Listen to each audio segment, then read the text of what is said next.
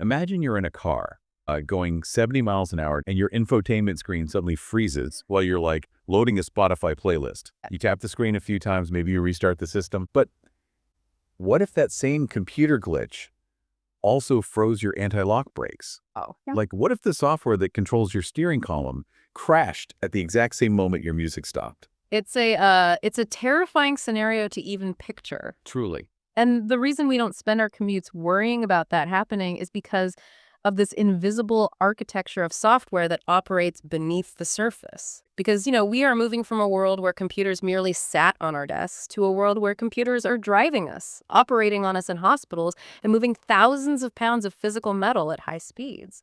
Today, we are exploring the company that builds that invisible architecture.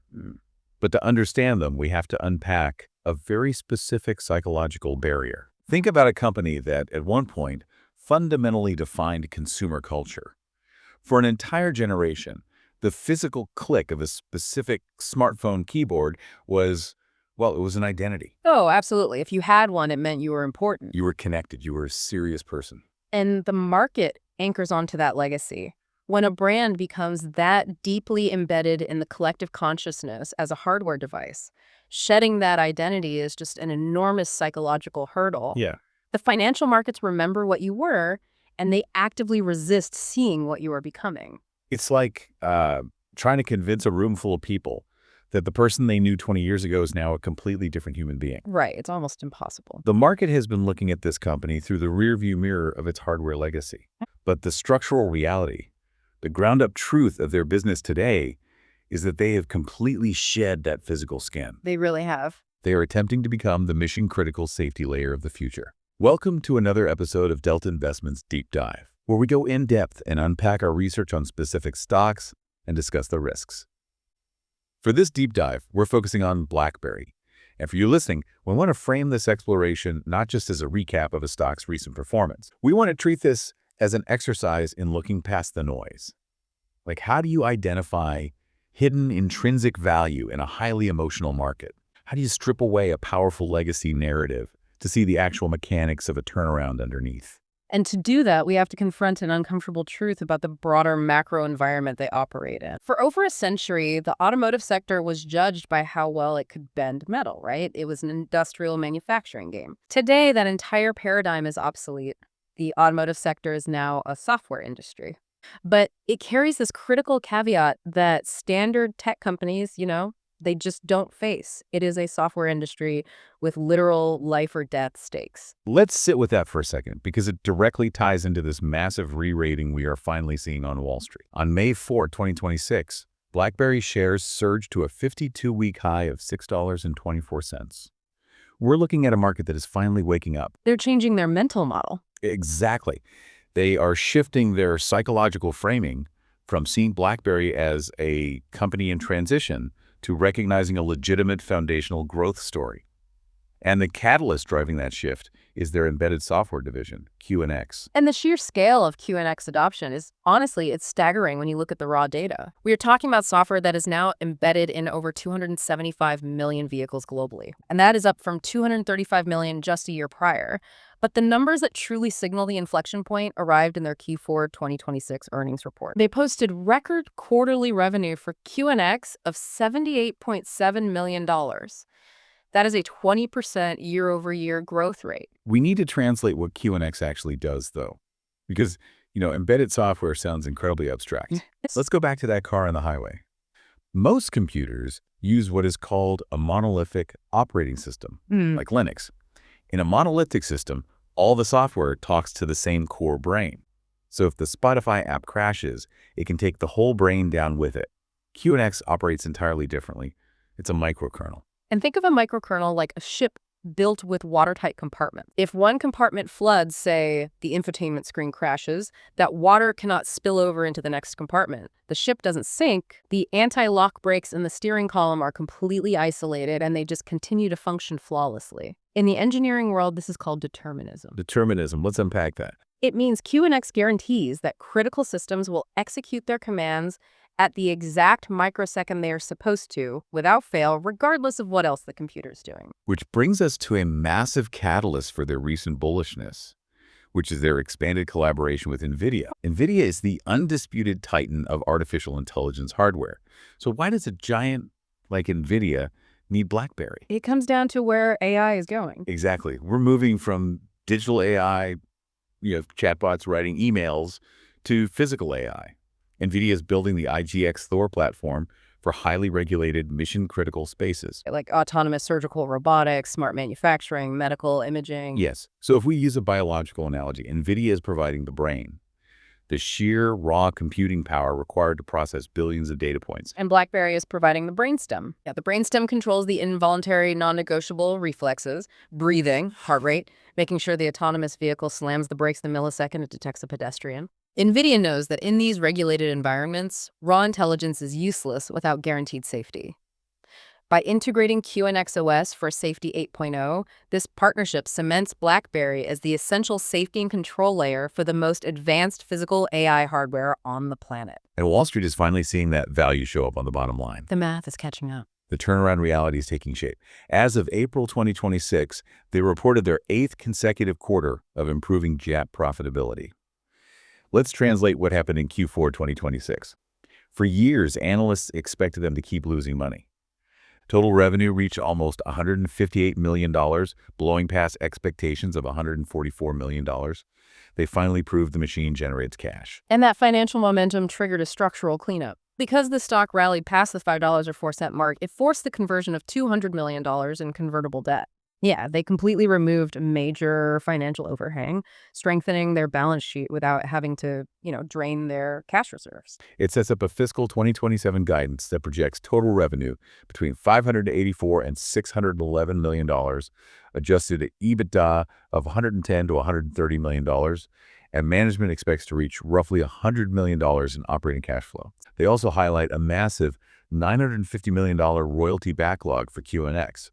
In the automotive software world, you win a design contract years before the car is built. Right. It takes a long time. So that backlog is contracted future value. A backlog is ultimately just an IOU. If we look at the extreme vulnerability of global supply chains, doesn't a $950 million backlog carry a massive hidden risk? Like if another semiconductor shortage hits or a labor strike shuts down assembly lines, BlackBerry doesn't actually see a dime of that royalty money. The software is ready, but the cash is trapped. I mean, that is the most profound vulnerability in their entire model.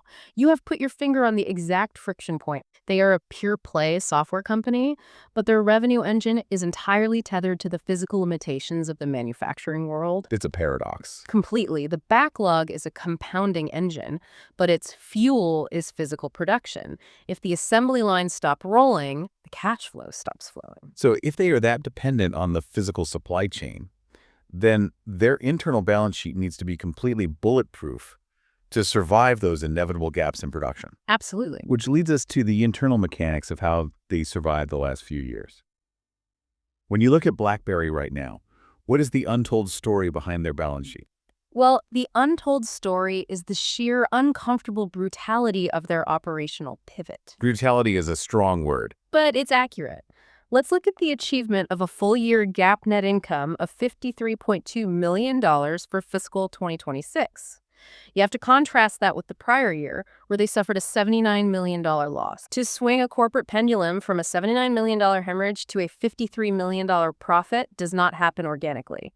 It requires a radical cultural shock to the system. They didn't achieve that just by selling more software, did they? No, not at all.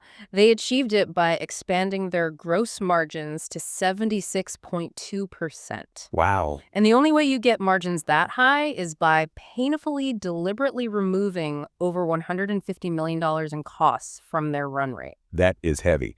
They had to completely reshape the metabolic rate of the company. I imagine the internal culture during that period was incredibly tense. I mean, it's corporate survival mode. And while they were reshaping that cost structure, they relied on a vital, heavily overlooked foundational element to keep the lights on their secure communications division. We talk so much about QNX and the automotive future because it provides the massive growth ceiling.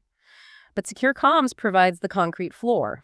We are looking at highly profitable annual recurring revenue, $218 million in Q4 2026, with a 94% net retention rate. A 94% retention rate is practically unheard of in enterprise software. Let's unpack why that is. This is software being sold to G7 governments, the Department of Defense, major international banks. The highest levels. We're talking about the concept of digital sovereignty. If the government is using your encrypted communications, they do not turn to a cheaper competitor just to save a few bucks. No, the risk is too high. Exactly. Because a single data leak isn't just a bad quarter, it is a national security crisis. That is exactly the dynamic at play. Digital sovereignty is not a discretionary budget item. And having that incredibly stable, sticky revenue floor from governments gave BlackBerry's management the aggressive confidence to initiate capital return. Which is wild for a turnaround story. It is. They reached a net cash position of over $200 million and immediately launched a $100 million share buyback program. They utilized $60 million in 26 and executed another $10 million early in Q1 2026. Let's connect those dots for the listener. They cut their own expenses so aggressively that they actually generated enough spare cash to buy back their own stock. Buying back stock when you are just emerging from a painful turnaround is the ultimate psychological signal to Wall Street. It's a flex. It really is. It's management saying, we know the intrinsic value of our newly structured machine better than you do, and we believe it is vastly underpriced. Yeah, that's exactly the message. But I have to challenge this premise again. You can cut $150 million to survive. You can buy back stock to signal confidence. But you cannot cost-cut your way to becoming a tech giant. That's fair. At some point, you have to build something new. Cost-cutting buys you investor patience, but does not buy you market share. If you look at their playbook for the next 5 years, what is the ultimate endgame here? The first major strategic move to define that endgame was admitting what they were not good at. It was the divestiture of their silence endpoint security business to Arctic Wolf. They took an initial $80 million in cash and 5.5 million shares. But, the capital injection was secondary. The real victory was psychological and operational. Silence was a massive, structurally unprofitable cash burn because they were fighting a subscale war against cybersecurity giants like CrowdStrike. It's the trap of sunk costs. It takes profound discipline for a leadership team to look at a division they spent heavily on and say, we are never going to win this war. It is draining our resources. By selling silence, they permanently removed that distraction. They freed up all their intellectual and financial capital to focus purely on their core engine. And once they secured that strategic focus, they aggressively launched their GM expansion. What does that stand for again? GEM stands for the General Embedded Market. Right. The realization here is brilliant in its simplicity.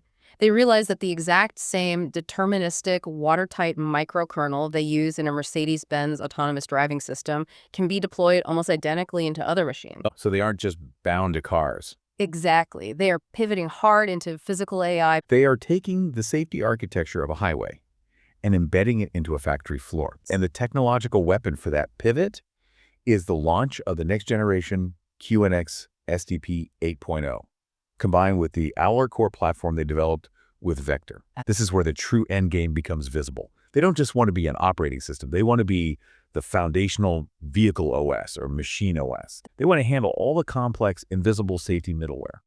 By doing the heavy lifting of the safety stack, they free up robotics engineers to focus entirely on the application itself. Exactly. It's a platform play. I want to pull on that thread, though, because if their grand vision is to be the foundational layer for the entire Internet of Things, they are walking into a massive fight. How do they fend off the inevitable pressure from open source alternatives like Linux? I mean, in a tech world that universally loves open source developer communities, can a proprietary, highly regulated safety system actually win out? That is the defining battle for the future of the embedded edge. Open source platforms like automotive-grade Linux are incredibly seductive. They offer massive developer ecosystems and, most importantly, zero upfront licensing costs.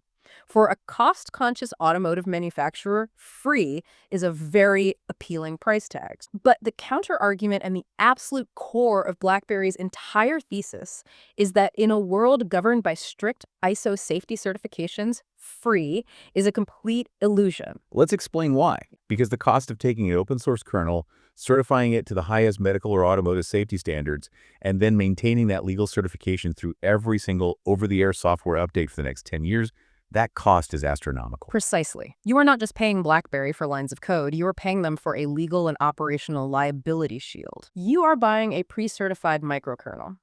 BlackBerry is betting their entire future on the belief that As the regulatory environment around autonomous machines tightens, manufacturers will realize that a proprietary safety system is not a cost center. It's a risk mitigation strategy. Exactly. The legal liability of a single failure in an open source system far outweighs the licensing cost of QNX. So let's pull all of this together. We started by discussing the deep psychology of a corporate turnaround and how incredibly difficult it is for a market to see past the ghost of a consumer brand's legacy. What we have unpacked today is a company that ruthlessly confronted its own reality. They amputated a bleeding cybersecurity division. They completely reshaped their metabolic rate by cutting $150 million to generate undeniable GAAP profitability.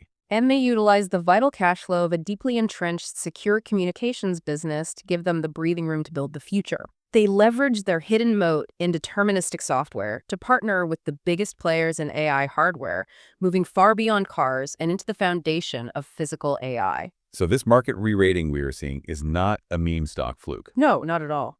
It is the cold, hard math finally catching up to the structural renaissance of a company. It serves as a potent reminder for you as an investor. True intrinsic value is so often found by looking past the loudest legacy narratives and digging into the quiet mechanics of a business.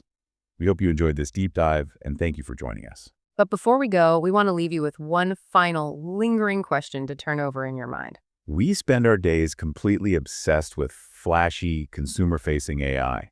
The chatbots that write our emails, the models that generate digital art. Exactly.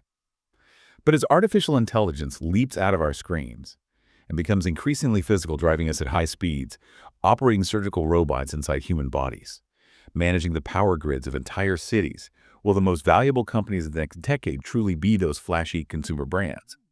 Or will the ultimate value accrue to the deeply embedded, completely invisible safety layers like QNX that ensure those intelligent machines do not fail when human lives are actually on the line? We hope you enjoyed this deep dive, and thanks for listening.